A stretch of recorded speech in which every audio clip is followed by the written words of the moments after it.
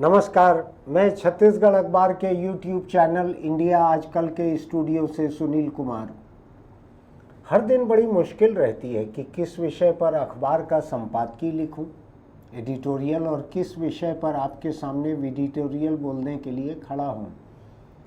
लेकिन आज ऐसी कोई दुविधा नहीं है। मेरे कैमरा पर्सन संतोष तिवारी, जो कि जर्नलिज्म में पीजी किए हुए हैं, हमारे वीडियो एडिटर भी हैं, वो रोज़ 10, 20, 25 विषय छांटते हैं, फिर हम डिस्कस करते हैं बैठकर। ये तरीका है रोज़ का। उन्होंने मुझको कहा कि आज इमरजेंसी के बारे में आपको कहना चाहिए, तो मुझको लगा कि हाँ, इसके लिए न कोई खबर देखने की ज़रूरत है, न कुछ रिसर्च करने की ज़रूरत है। मैं रिसर्च क्या कर लूँगा जिस इमरजेंसी के ऊपर बड़ी बड़ी किताबें लिखी जा चुकी हैं, जिसको 50 बरस आज पूरे हो रहे हैं लगे हुए, उस पर मैं क्या कर सकता हूँ। तो मेरे पास यहाँ स्क्रीन पे भी कुछ नहीं है, मैं इसको बंद करके ही बात करता हूँ। कुछ देखकर बोलने की बात नहीं है। मेरी छोटी छोटी बहुत कतरा कतरा यादें हैं। कुछ लोग बातचीत में मुझको बहुत सीनियर जर्नलिस्ट ऐसा कहते हैं। आज तक की सुमी राजप्पन आती हैं कभी कभी मुझसे किसी विषय पर बात करने के लिए, तो वो कहती हैं इतने सीनियर जर्नलिस्ट हैं। तो मैंने एक आध बार उनको कहा रिकॉर्डिंग में कि हाँ, मैं जब छोटा था, बचपन में मैं डायनासोर पालता था, मैं इतना पुराना हूँ ऐसा। तो खैर उतना पुराना नहीं हूँ मैं, लेकिन साइंस कॉलेज में फर्स्ट ईयर फेल होने के बाद फिर मैंने अखबार में काम शुरू कर दिया। उठना बैठना पहले से था, लेकिन काम शुरू कर दिया शायद सितंबर 76 में। इमरजेंसी के बीच का दौर था। मैं ये भी दावा नहीं करूँगा कि 18 साल की उम्र में मुझको इमरजेंसी की बहुत बड़ी समझ थी, पहली बात। दूसरी बात ये कि मैं जिस अखबार में काम करता था, देशबंधु में, और मुझको बड़ा गर्व था उस अखबार की विचारधारा के साथ वहाँ काम करने के लिए, वहाँ लिखने की आज़ादी के लिए आज भी मुझको गर्व है। इसलिए मैं 29 साल वहाँ पर लगातार काम करते रहा। तो मेरे जर्नलिज्म की शुरुआत जिस अखबार से हुई, देशबंधु से, वो सीपीआई की रीति नीति का प्रशंसक अखबार था। मैं ये तो नहीं कहूँगा कि पार्टी का अखबार था, लेकिन वहाँ पर माहौल ऐसा रहता था कि जो सीपीआई की नीतियाँ हैं वो नीतियाँ सही हैं। इमरजेंसी के बारे में खासकर उस वक्त कांग्रेस और सीपीआई के लोग सोते जागते, उठते बैठते विदेशी हाथ देखते थे। निशान नहीं था, हाथ निशान उस समय कांग्रेस का बना नहीं था। अगर मुझको ठीक याद है तो गाय बछड़ा निशान था उस समय कांग्रेस का। लेकिन विदेशी हाथ, इसका बड़ा हल्ला रहता था कि मानो कोई विदेशी साजिश चल रही थी इंदिरा गांधी को उखाड़ कर फेंकने की। और जो लोग कॉन्स्पिरेसी थ्योरी पे भरोसा करते हैं, जिनको षड्यंत्र की थ्योरी जो है, कहानियाँ, उस पर भरोसा रहता है, वो लोग आज भी मान कर चलते हैं कि इलाहाबाद हाई कोर्ट का वो फैसला जिसने इंदिरा गांधी के चुनाव को असंवैधानिक करार दिया था, चुनाव खारिज कर दिया था उनका, और 6 साल के लिए उन पर प्रतिबंध लग गया था अगला चुनाव लड़ने के, और जिसको खारिज करने के लिए एक संविधान संशोधन किया गया था। फिर इमरजेंसी लागू की गई थी ताकि इंदिरा गांधी सत्ता पर बनी रहे।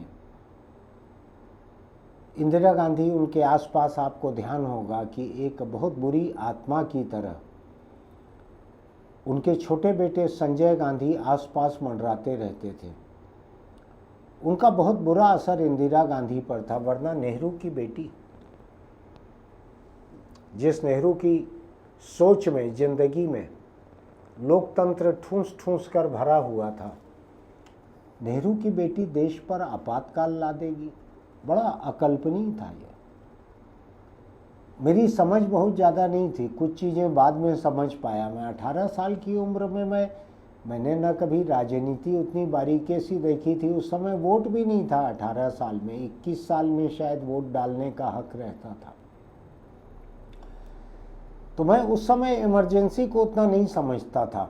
जब मैंने अखबार की नौकरी शुरू की, छोटी सी नौकरी थी, ऐसा नहीं कि मैं अखबार में आते ही कोई संपादकीय लिखने लगता था। मैंने बड़ी बुनियाद से काम शुरू किया था। प्रूफ रीडिंग करने में मैं 8 घंटे 10 घंटे रोज़ लगाता था, सीखता था चीज़ों को, अपनी बुनियाद मजबूत करता था, लेकिन दौर इमरजेंसी का था। तो मेरी यादें बहुत महत्वपूर्ण नहीं है, लेकिन वही है मेरे पास आपके साथ बांटने के लिए आज, जबकि पूरी दुनिया इमरजेंसी की बड़ी बड़ी चीज़ों को लिख रही है। कई लोग उस समय जेल भेज दिए गए थे, कई लोग मीसा में बंद कर दिए गए थे, कई लोगों के पास बड़ी बड़ी महत्वपूर्ण यादें हैं इमरजेंसी की। मेरे पास बड़ी महत्वहीन और छोटी सी यादें हैं। मैं बिना किसी तैयारी के खाली हाथ आपके सामने आया हूँ और याद करके ही आपको बतला रहा हूँ। अखबारों का माहौल ऐसा था कि रायपुर शहर से 2 ही अखबार निकलते थे, प्रमुख अखबार, नवभारत और देशबंधु। ये दोनों ही अखबार थे। नवभारत हमेशा से ही नंबर 1 रहते आया, देशबंधु नंबर 2 पेपर था, लेकिन इसकी अखबार के रूप में साख बहुत अच्छी थी। हमारे प्रधान संपादक मायाराम सुरजन थे, उनके बेटे संपादक थे ललित सुरजन। ये प्रकाशक भी थे, संपादक भी थे, और अपने लोगों को लिखने की खूब आज़ादी देते थे। इसका इमरजेंसी से ज़्यादा लेना देना नहीं है। इमरजेंसी के पहले से, और मैंने 2005 में जब तक छोड़ा अखबार को, तब तक मैं देखते आया हूँ कि लिखने की वैसी आज़ादी मैंने कम जगहों पर देखी। मैंने तो देखी ही नहीं, सुना भी कम जगहों पर है वैसा। तो जब मैंने काम शुरू किया 76 में, इमरजेंसी लगी हुई थी, सेंसरशिप लगी हुई थी। बहुत ज़्यादा खबरें ऐसा मेरे पास नहीं आती थी। मैं बहुत ही जूनियर था, सबसे जूनियर था, तो मुझको पता भी नहीं चलता था किन खबरों को सेंसर किया जा रहा है। दूसरा, अखबार की रीति नीति जो है वो कांग्रेस और सीपीआई, इन दोनों की रीति नीति के बीच की थी। तो कभी कोई ऐसी बहुत नाटकीय काम अखबार ने कभी ऐसा किया नहीं था कि इमरजेंसी का घोर विरोध कर रहे हैं, उसकी वजह से कलेक्टर बुलाकर चमका रहे हैं, अखबार को रोक रहे हैं। ऐसा हुआ नहीं था ज़्यादा, मुझको ज़्यादा याद नहीं है। कुछ 1-2 चिट्ठियाँ ज़रूर आई थी इमरजेंसी में अखबार में कि इस खबर को न छापा जाए, जिसमें रायपुर शहर का यहाँ जो टेलीविज़न स्टेशन बन रहा था दूरदर्शन का, उस दूरदर्शन केंद्र का जो टावर बन रहा था, ट्रांसमिशन टावर, बहुत ऊंचा रहता है, वो गिर गया था बनते बनते, अंडर कंस्ट्रक्शन। उसमें 5-6 मजदूर दबकर मर गए थे। आपको ध्यान है इमरजेंसी में दूरदर्शन सूचना प्रसारण मंत्रालय के मातहत आता था, रेडियो टेलीविज़न सभी चीज़ें। विद्याचरण शुक्ल रायपुर के नेता थे, केंद्रीय मंत्री थे, इंदिरा गांधी का कैबिनेट था, और संजय गांधी के बड़े भरोसे के और करीबी माने जाते थे विद्याचरण शुक्ला। भारी उनका दबदबा था विद्याचरण शुक्ला का, और पूरे देश में कौन सी फिल्म को सेंसर करना है, किशोर कुमार जैसे किस गायक को सेंसर करना है, दूरदर्शन और आकाशवाणी पर बैन करना है, कौन सी फिल्म को सेंसर बोर्ड में रोक देना है, किस अखबार को रोक देना है, किस मैगजीन को बंद कर देना है, किन संपादकों को जेल में डाल देना है, इन सब के पीछे विद्याचरण शुक्ल थे। कहने के लिए तो वो संजय गांधी के मातहत उनके हुक्म से काम करते थे, लेकिन खुद विद्याचरण शुक्ल का मिजाज भी इसी किस्म का था। अखबारों वगैरह के लिए उनके मन में कोई अधिक सम्मान नहीं था। मेरा उनसे रूबरू वास्ता बहुत कम पड़ा था, मैं सबसे ही जूनियर था अपने अखबार में। तो विद्याचरण शुक्ल के अपने शहर रायपुर में जो टेलीविज़न टावर बनते बनते गिरा, कई लोग गिर के मर गए, उस खबर को सेंसर किया गया, उस खबर को रोका गया। कलेक्टर ने अखबारों को चिट्ठी लिखी कि ये समाचार न छापा जाए। मुझको बहुत ज़्यादा अखबारों की याद नहीं है, लेकिन इस शहर में युगधर्म नाम का भी एक अखबार निकलता था, जो कि आरएसएस और बीजेपी का पेपर माना जाता था। बीजेपी नहीं थी उस समय, और जनसंघ जनता पार्टी में मिलजुल गई थी, लेकिन आरएसएस का पेपर माना जाता था युगधर्म। शायद उसी अखबार में ऐसा छापने की उस समय हिम्मत रही हो, क्योंकि नवभारत जो है वो भी कांग्रेस की विचारधारा का पेपर था। यही दो थे। तीसरा एक छोटा पेपर था, बड़ा नहीं था सर्कुलेशन में, लेकिन पुराना पेपर था महाकौशल। महाकौशल फ्रीडम मूवमेंट के दौरान निकला हुआ पेपर था। रविशंकर शुक्ल के परिवार का था, श्यामाचरण शुक्ल की मिल्कियत थी वो। और श्यामाचरण शुक्ल इमरजेंसी के उस दौर में अविभाजित मध्य प्रदेश के मुख्यमंत्री थे। तो जाहिर है कि कांग्रेस के मुख्यमंत्री के घरेलू अखबार में तो कुछ छपना नहीं था। देशबंधु उस समय साथ में था इंदिरा सरकार के, वामपंथी विचारधारा का होने की वजह से और इमरजेंसी का सपोर्ट करने की वजह से उसमें छपना नहीं था। नवभारत जो है वो भी कांग्रेस की विचारधारा का अखबार था। तो कुल मिलाकर यहाँ सरकार को अधिक दिक्कत नहीं थी। कोई टेलीविज़न चैनल नहीं थे, न्यूज़ पोर्टल नहीं थे, कुछ ऐसा नहीं था छत्तीसगढ़ में ज़्यादा कि जिसको सेंसर करने की ज़रूरत पड़े। लेकिन टेलीविज़न टावर गिरने की खबर को सेंसर किया गया था। मैं इस पूरे दौर को देखता हूँ तो मुझको याद पड़ता है कि रामाश्रय उपाध्याय, यह हमारे संपादक थे उस समय। ये यूपी या बिहार से छत्तीसगढ़ आए हुए थे। मायाराम जी की व्यक्तिगत पसंद से वो संपादक बने थे और खूब समर्पित संपादक थे। वो सुबह से शाम तक हर 10 मिनट में जाकर टेलीप्रिंटर पे खबरें देखते थे, बहुत पढ़ते थे, अखबारों को पढ़ते थे और संपादकीय लिखना अपना एकाधिकार समझते थे। उस दिन वो विचलित हो जाते थे जब संपादकीय कोई और लिखें, और यानी उनसे जूनियर कोई नहीं लिखते थे। लेकिन कभी मायाराम जी या ललित जी लिखें तो उनको लगता था कि आज का उनका हक मारा गया। मैं अभी जब सोचता हूँ तो मुझको लगता है कि अपने संपादकीय रोज लिखने की जो मेरी ललक रहती है, जो उत्साह रहता है, लिखना है कुछ, हो सकता है कि ये शायद मैंने पंडित जी के असर से सीखा हो। रामाश्रय उपाध्याय नाम था उनका। पंडित जी सब लोग कहते थे, धीरे धीरे नाम सब लोग भूल गए थे, सिर्फ पंडित जी याद था। उनकी अपनी विचारधारा जो है वो भी इमरजेंसी के पक्ष में थी।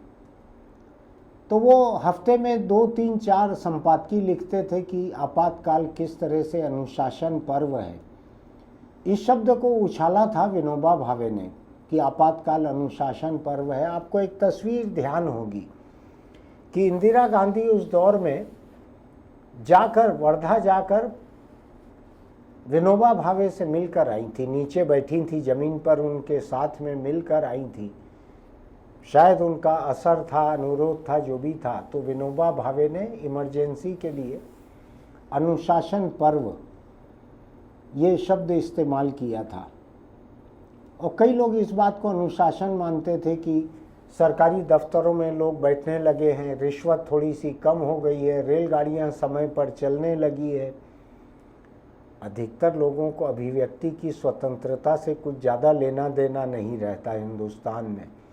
मेरा मानना है कि आपके पास में एक नुकीली चीज़ रहे, जैसे कोई कील है, कोई स्क्रू है, उतना रहे आपके पास, और शौचालय का दरवाज़ा भीतर से बंद करने की सहूलियत रहे, सिटकनी लग जाए भीतर की। तो मेरा मानना है कि 99% हिंदुस्तानी जो हैं उस दरवाजे के पीछे लिखने की जो स्वतंत्रता है उतनी अभिव्यक्ति की स्वतंत्रता से संतुष्ट रहते हैं। बचे 1% ही ऐसे रहते हैं जिनके मन में उससे ज़्यादा कुछ कुलबुलाता है। शौचालय के दरवाजे के भीतर के हिस्से से ज़्यादा लिखने की हसरत कम लोगों की रहती है। अभी तो फिर भी पिछले 25 बरस में सोशल मीडिया जैसे जैसे बढ़ा है और फेसबुक, ट्विटर और व्हाट्सएप के संदेश इस पे लोग जो लिख रहे हैं, तो अब तो फिर भी लोग थोड़ा बहुत लिख रहे हैं। अभिव्यक्ति की स्वतंत्रता का अच्छा बुरा जैसा भी इस्तेमाल हो रहा है। उस वक्त तो कुछ नहीं होता था, कोई ईमेल नहीं रहते थे, पोस्ट कार्ड पे लोग लिख के भेजते थे संपादक के नाम पत्र। लोग ये देखते थे कि कोई खबर सरकार के खिलाफ, इमरजेंसी के खिलाफ न छप जाए। लेकिन मैं अखबारों की 1-2 ऐसी घटनाएं आपको बताता हूं, बड़ी दिलचस्प।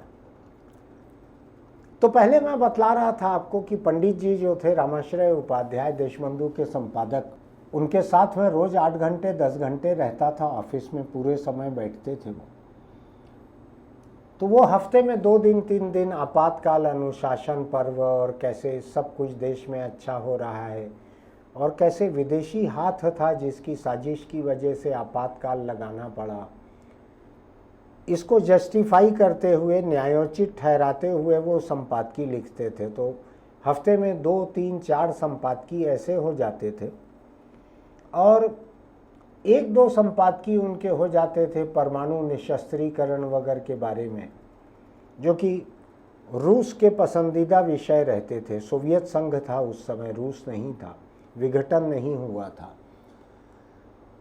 तो वो उन विषयों पर संपादकीय लिखते थे कि कैसे गुट निरपेक्ष आंदोलन असल में अमेरिका की जो ग्लोबल एम्बिशन थी, उसकी वैश्विक हसरतें जो थी, उसको उसके मुकाबले रूस की अगुवाई में एक आंदोलन शुरू हुआ था, गुट निरपेक्ष आंदोलन। कहने के लिए गुट निरपेक्ष था, लेकिन उसमें दबदबा सोवियत संघ का रहता था।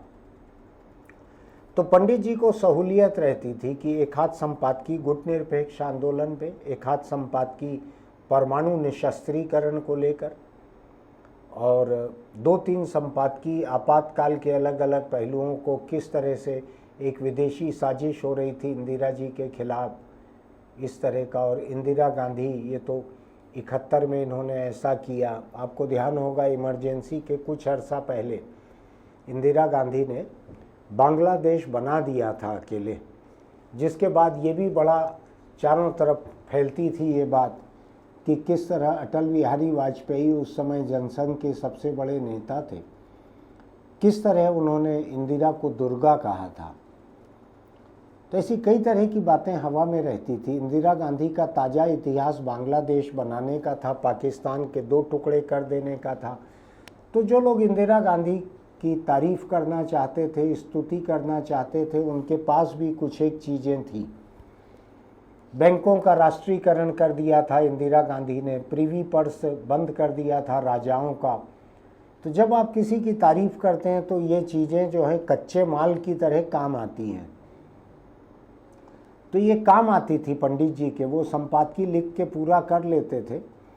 और मैं आज जिस तरह से इस अखबार में संपादकीय लिखता हूँ, और बाद के बरसों में वहाँ भी, अखबार छोड़ने के पहले तक मैं वहाँ भी जो लिखता था, हर दिन संपादकीय लिखने के पहले, लिखने में 20 मिनट लगते हैं मुझको, लेकिन विषय छांटने में कई बार 1.5 घंटा भी लग जाता है। और जैसे जैसे 1 घंटा पार होता है और विषय नहीं मिलता, तो ठंड में भी पसीना छूटने लगता है कि अखबार छपने जाने का वक्त हो गया है, अभी तक विषय नहीं सूझ रहा है।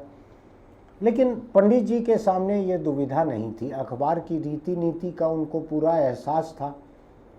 वो रोज़ 1 घंटा 1.5 घंटा ललित जी के पास बैठते थे, मायाराम जी रहें उनके पास बैठते थे, अलग अलग मुद्दों पर चर्चा कर लेते थे। तो जो प्रधान संपादक, प्रकाशक जो हैं, उनका रुख भी उनको मालूम रहता था। उनका रुख भी यही था जो सीपीआई का था, कांग्रेस का था। मैं आलोचना नहीं कर रहा हूँ, मैं वहाँ का हिस्सा था, और मुझको तकरीबन 3 दशक तक गर्व रहा कि मैं वहाँ का हिस्सा हूँ।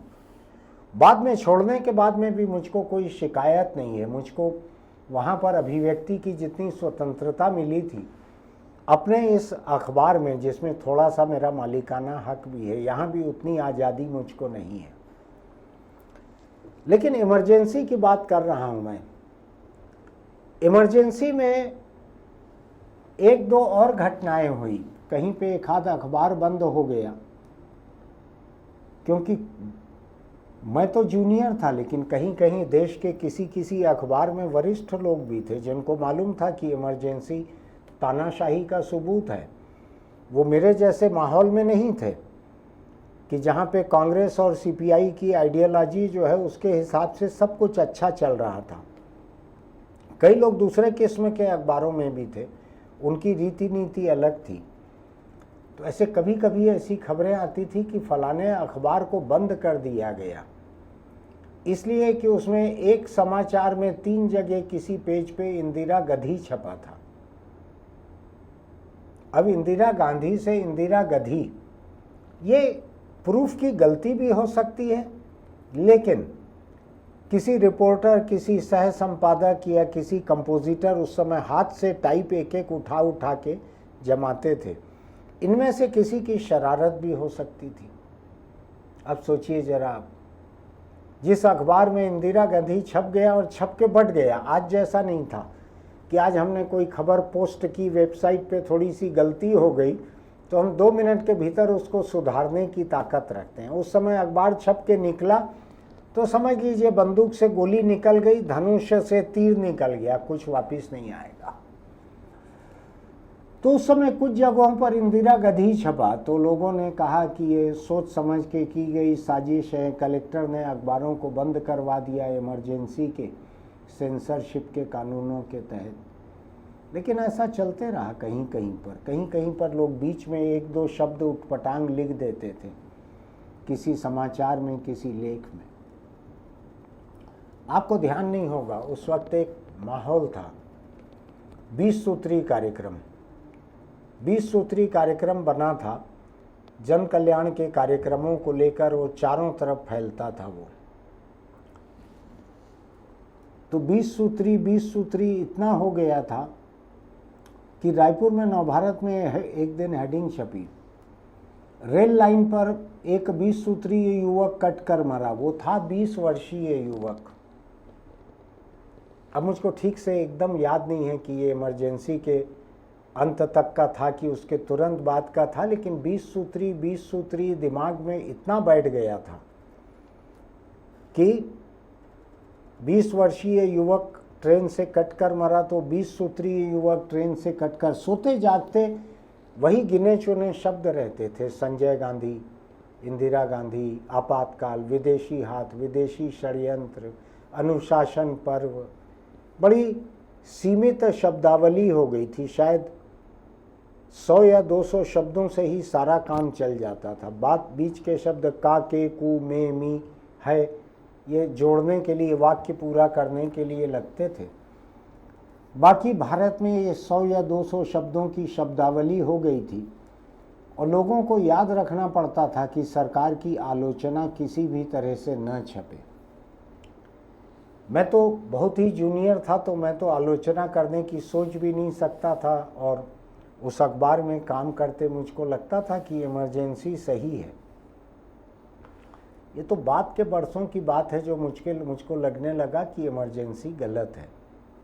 मैं एक छोटी सी और बड़ी सी घटना आपको बतलाना चाहता हूँ। जब इमरजेंसी के बाद 1977 में चुनावों की घोषणा हुई, इंदिरा गांधी को शायद इंटेलिजेंस ब्यूरो ने ये खबर दी थी कि ये चुनाव होने से कांग्रेस पार्टी फिर सत्ता में आ जाएगी, क्योंकि देश में अनुशासन पर्व चल रहा है, लोग बहुत खुश हैं। जब राजा या रानी मनमानी पर उतारू हो जाते हैं और उनकी एजेंसियां, चाहे खुफिया एजेंसियां हों चाहे सलाहकार हों, वो जब चापलूस दरबारियों की तरह काम करने लगते हैं तो यही होता है, चाहे कोई भी राजा रहे, कहीं पे भी, देश में रहे, प्रदेश में रहे। तो इंदिरा गांधी के साथ वही हुआ।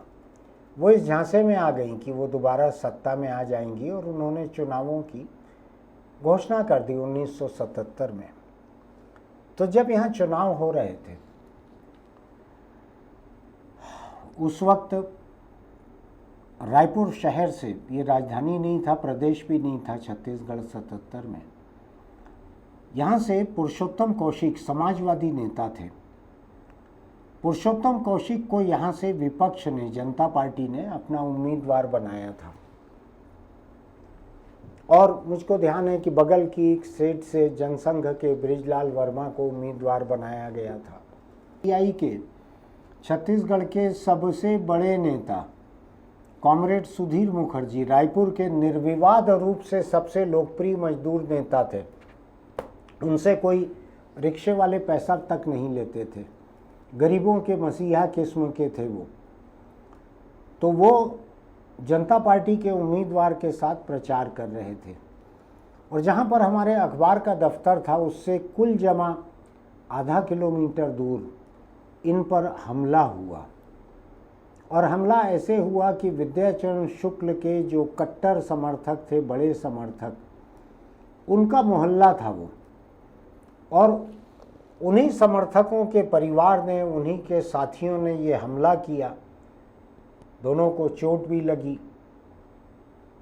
सड़क किनारे एक छोटा सा चाय और समोसे की दुकान जैसा था, वहाँ बेंच पर इनको लिटाया गया। मेरा देखा हुआ नहीं है, मैं लेकिन रात में अखबार के दफ्तर में काम कर रहा था। मैं सुबह से रात तक काम करता था।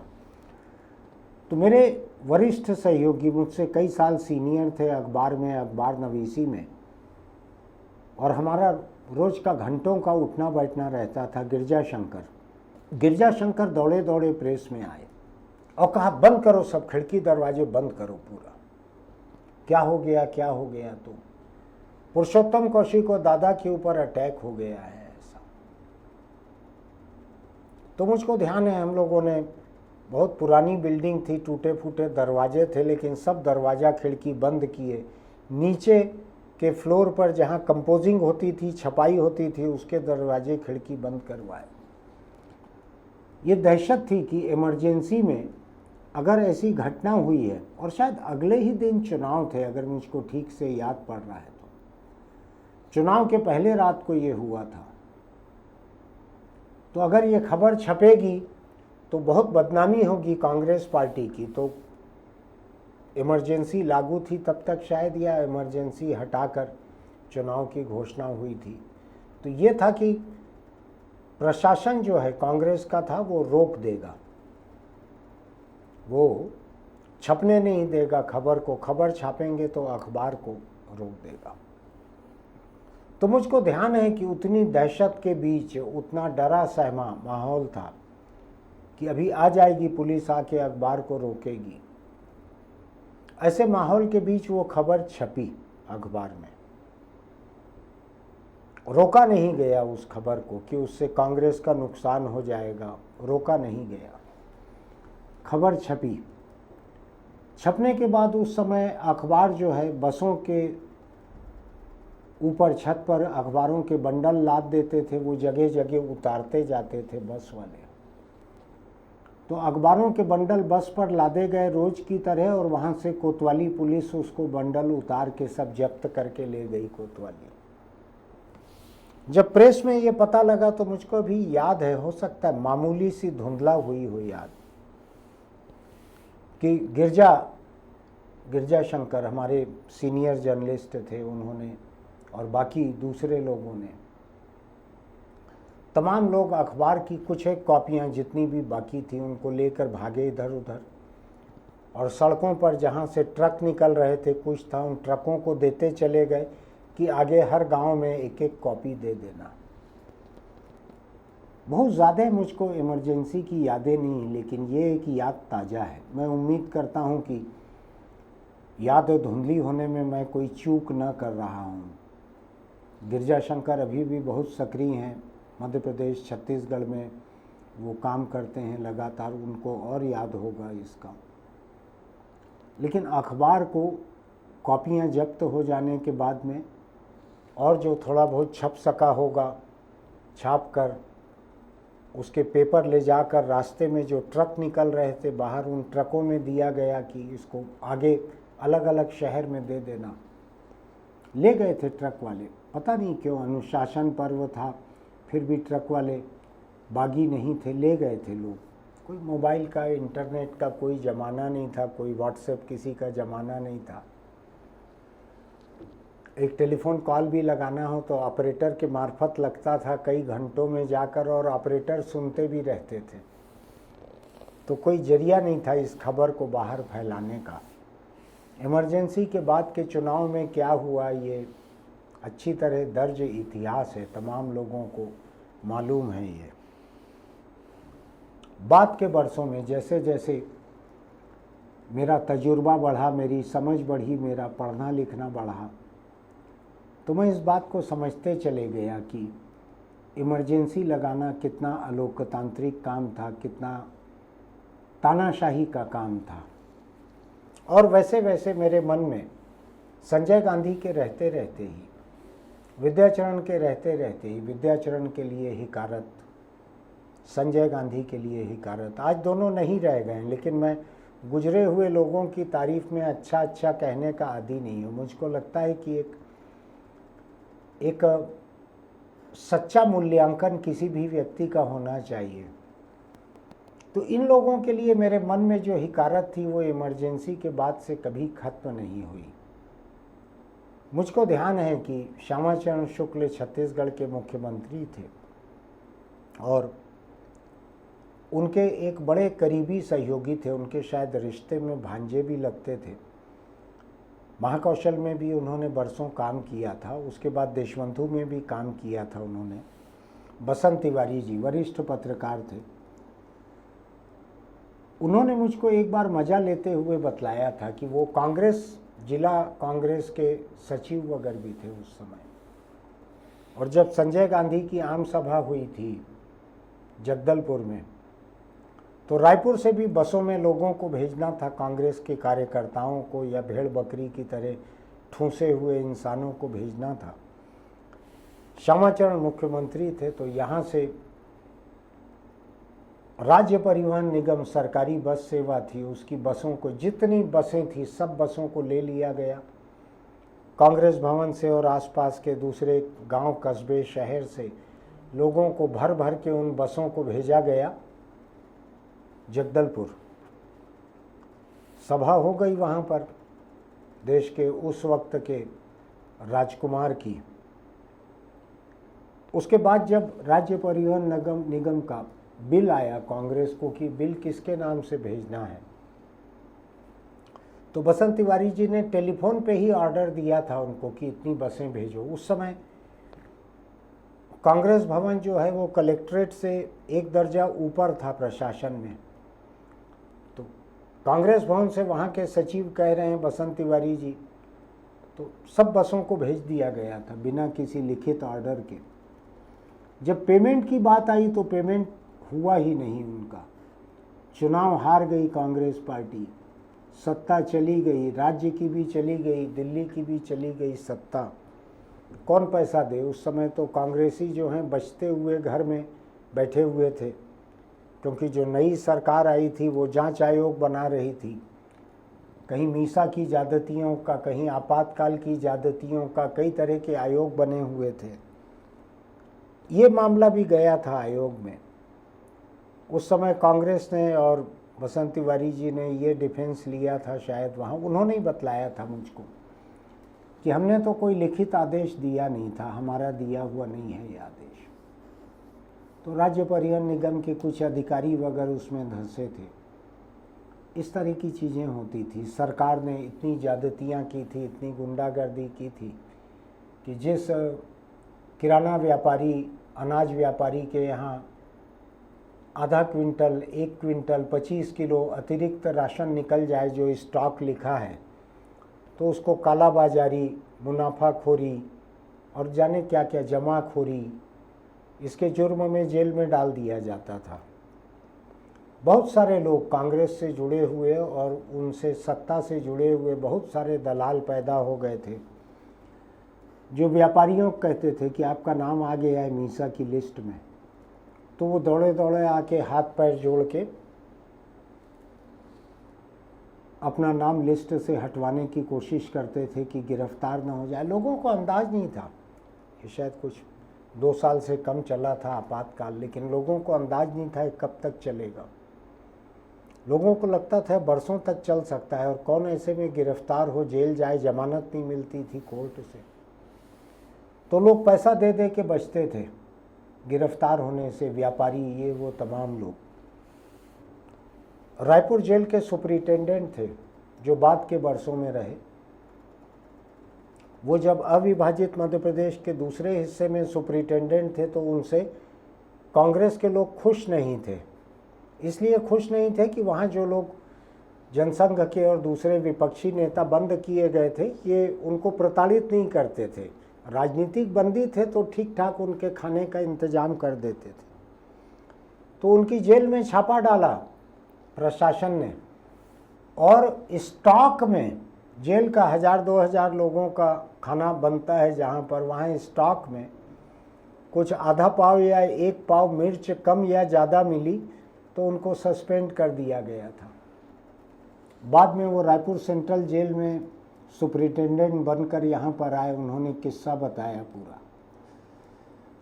ऐसा वक्त था, मैंने खुद कुछ भुगता नहीं है, मेरे लिखे हुए को रोका नहीं गया है, क्योंकि तब तक मैंने लिखना शुरू नहीं किया था, मैं केवल प्रूफ पढ़ता था। लेकिन बाद के वर्षों में इमरजेंसी के जो खलनायक थे, उनके लिए मेरे मन की जो हिकारत थी, उनका जीवन जाने के बाद भी खत्म नहीं हुई। हिकारत तो हिकारत है मेरी, आज भी कायम है। मैं संजय गांधी के बारे में सम्मान के कोई शब्द नहीं लिख सकता। विद्याचरण शुक्ल के बारे में मुझको ये याद कभी नहीं भूलती कि ये इमरजेंसी के खलनायक थे।